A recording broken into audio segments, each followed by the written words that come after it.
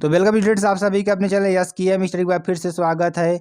तो मेरे प्यारे स्टूडेंट जुड़ जाइए अच्छी तरीके से। आपको जो भी चीज़ें रहेंगी आपके सामने रहेंगे वो बहुत अच्छी तरीके से आपको बताने वाले हैं। ठीक है, जो भी स्टूडेंट्स हमारे यूपी बोर्ड की तैयारी कर रहे हैं, ठीक है, उनके लिए बहुत ही सुनहरा मौका हम आपके लिए लाए हैं।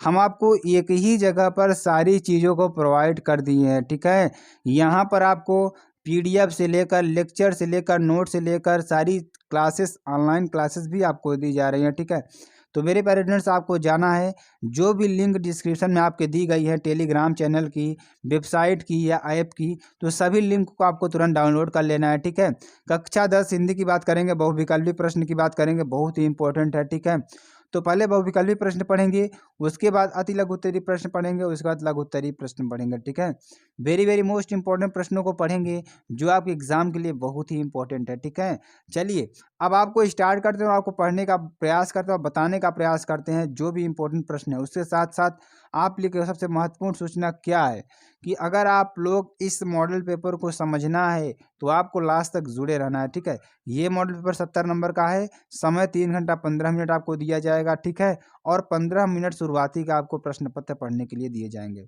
चलिए पहला प्रश्न देखिए क्या है, वेरी वेरी मोस्ट इंपॉर्टेंट। चलिए बहुविकल्पी प्रश्न देखते हैं। पहला प्रश्न क्या है, निम्नलिखित कृतियों में से किसी एक कृति के लेखक का नाम बताइए। तो इसमें से क्या करना है, किसी एक कृति लेखक का नाम बताना है। ठीक है, तो कौन है हमारे इसमें से, अगर हम बात करें यहाँ पे तो यहाँ बात करेंगे। पहले देखिए इंद्रजाल, ए नंबर की बात करते हैं। इंद्रजाल के जो लेखक हैं कौन है हमारे, जयशंकर प्रसाद जी हैं। ठीक है, ये सही है आपका। ठीक है, चलिए आगे आपको बताते हैं, ठूठा आम किसका निबंध है। अगर ठूठा आम की बात करते हैं तो ठूठा आम किसका निबंध है। देखिए 4 ऑप्शन आपको यहाँ मिलेंगे। पहला क्या है, प्रेमचंद, दूसरा भगवत शरण उपाध्याय, तीसरा महादेवी वर्मा, चौथा जयप्रकाश भारती। तो अगर इसके आंसर की बात करते हैं, इसका आंसर क्या हो जाएगा, भगवत शरण उपाध्याय। ठीक है, चलिए आगे आपको बताते हैं, रंगभूमि किसका उपन्यास है। तो रंगभूमि किसका उपन्यास है, तो रंगभूमि जो आपका है यह प्रेमचंद्र का उपन्यास है, जो कि वेरी वेरी मोस्ट इंपॉर्टेंट। आप इन्हीं प्रश्नों को जरूर से जरूर पढ़ना है। ठीक है, चलिए नाथ संप्रदाय किसकी आलोचना है। नाथ संप्रदाय किसकी आलोचना है, तो यह आलोचना है हजारी प्रसाद द्विवेदी की। ठीक है, रेती के फूल किसका निबंध है। तो रेती के फूल जो है किसका निबंध है, तो रेती के फूल आपका रामधारी सिंह दिनकर का निबंध है। ठीक है, तो चलिए अगला प्रश्न क्या है, देखिए गद्यांश से लिया गया है, वेरी वेरी मोस्ट इंपॉर्टेंट है।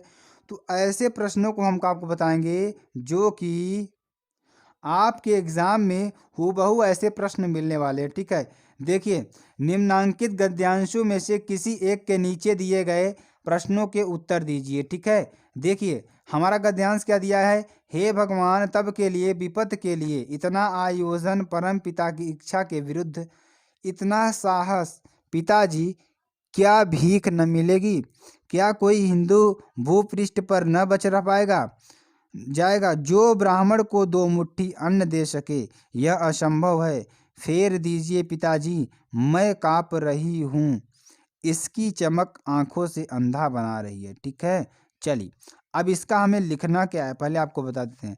उपर्युक्त अवतरण का संदर्भ लिखिए, रेखांकित अंश की व्याख्या कीजिए, उपर्युक्त गद्यांश में किस कार्य को ईश्वर की इच्छा के विरुद्ध बताया गया है। ठीक है, चलिए उत्तर की बात करते हैं। इसका उत्तर देखिए क्या होगा, संदर्भ देखिए, संदर्भ पहले हम क्या करेंगे, संदर्भ लिखेंगे।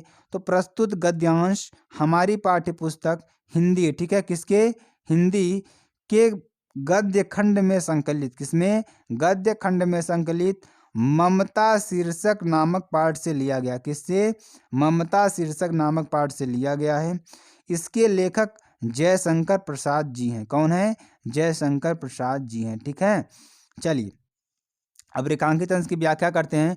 जो भी चीज़ें दी गई थी उसके बाद थोड़ा आपको बताते हैं। ठीक है, रेखांकित अंश की व्याख्या करेंगे तो देखिए, हे भगवान मेरे इस पिता को धिक्कार है। ठीक है, क्या कह रहा है कि हे भगवान मेरे इस पिता को धिक्कार है, जिसने मुसीबत के समय के लिए अपना ईमान धर्म बेचकर घूस के रूप में वह विपुल स्वर्ण राशि प्राप्त की है। ठीक है, चलिए आगे आपको बताते हैं, मेरे यह पिता भी कितने मूर्ख हैं जो यह नहीं जानते कि हम अपनी इच्छा से कुछ नहीं कर सकते।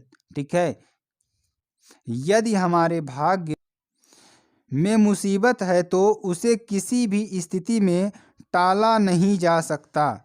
सारे संसार की धन संपत्ति हमें उस मुसीबत से छुटकारा नहीं दिला सकती। इस विपत्ति को देने वाला परम शक्तिशाली परम पिता परमात्मा ही तो है, जो सारे संसार का संचालन करता है। ठीक है, जब उसने विपत्ति दी है तो उसे किसी भी स्थिति में टाला नहीं जा सकता।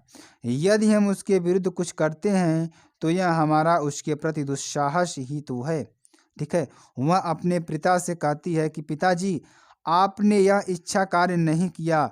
यदि भविष्य में विपत्ति आती भी तो हम भीख मांगकर अपना पेट पाल सकते थे। इस घूस लेने से तो वह भीख मांगना ही श्रेष्ठ होता है। ठीक है, क्या आपको इस संसार पर यह भी भरोसा नहीं रहा कि कल को भिखारी को भीख न मिलेगी? यदि आपका यहाँ सोचना तो गलत है। ठीक है, तो ये देखिए जो आपका दिया गया था गद्यांश जो रेखांकित अंश था उसकी व्याख्या थी। अब उसमें कुछ प्रश्न में पूछे गए थे, उन प्रश्नों को भी आपको थोड़ा बता देते हैं, उसके बाद आपको आगे चलते हैं। ठीक है, चलिए उस प्रश्न को भी पढ़ेंगे जो आपके लिए बेहद ही इंपॉर्टेंट है। तो उसके साथ साथ मेरे प्यारे जो भी स्टूडेंट्स हमारे साथ नए जुड़े हैं तुरंत चैनल को कर लेंगे, सब्सक्राइब कर लेंगे, लाइक कर देंगे, कमेंट कर देंगे और शेयर कर देंगे। ठीक है, बेल आइकन को जरूर दबा लेंगे ताकि जो भी वीडियो की नोटिफिकेशन हो आपके स्क्रीन पर तुरंत ही पहुंचे। देखिए मेरे प्यारे स्टूडेंट्स, अगर आपको सक्सेस होना है तो आपको लगातार पढ़ाई करते रहनी है। ठीक है, अगर आप लगातार पढ़ाई करेंगे तभी आप सक्सेस होंगे, तभी आप 95 प्लस पाएंगे। जितनी वीडियो प्रोवाइड की जा रही है सारी वीडियोस को आपको वॉच करना है, साथ ही साथ नोट्स भी बनानी है इसकी। ठीक है, ताकि एग्जाम के समय आपके लिए रिवीजन के लिए बहुत जरूरी हो। ठीक है, ईश्वर की इच्छा के विरुद्ध मनुष्य का आयोजन। ठीक है, देखिए प्रश्न क्या है, ईश्वर की इच्छा के विरुद्ध मनुष्य का आयोजन कभी सफल नहीं हो सकता। सही कह रहे हैं कभी कि अगर हम ईश्वर की इच्छा के विरुद्ध कोई काम करते हैं तो वह कभी भी सफल नहीं होगा। यदि विपत्ति या कोई परेशानी आती है, दुख भोगना ही ईश्वर के निश्चित किया है। अगर कोई विपत्ति आएगी तो आपके लिए ईश्वर ने दुख भोगना ही निश्चित किया है। तो कोई आयोजन फलीभूत नहीं होगा। ठीक है, अपवित्र स्रोत कभी फलदायी नहीं होता। जो हमारा अपवित्र स्रोत होता है जिसमें कि हम पाप करते हैं या कुछ करते हैं, पाप से अगर पैसा कमाते हैं तो वहाँ पर वो स्रोत जो होगा कभी फलदायी नहीं होगा।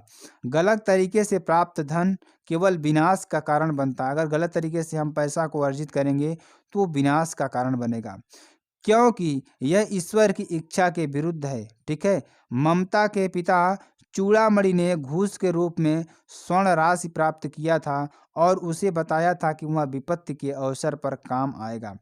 इसी आयोजन को ममता ईश्वर के विरुद्ध बता रही है। ठीक है, तो ये देखिए आपके लिए बेहद बेहद इंपॉर्टेंट प्रश्न थे जो आपके एग्जाम के दृष्टिकोण से वेरी वेरी मोस्ट इंपॉर्टेंट थे। तो मेरे प्यारे फ्रेंड्स, वीडियो कैसे लगे कमेंट सेक्शन में जरूर बता सकते हैं और फिर मिलते हैं नेक्स्ट वीडियो में। तब तक के लिए जय हिंद, जय भारत।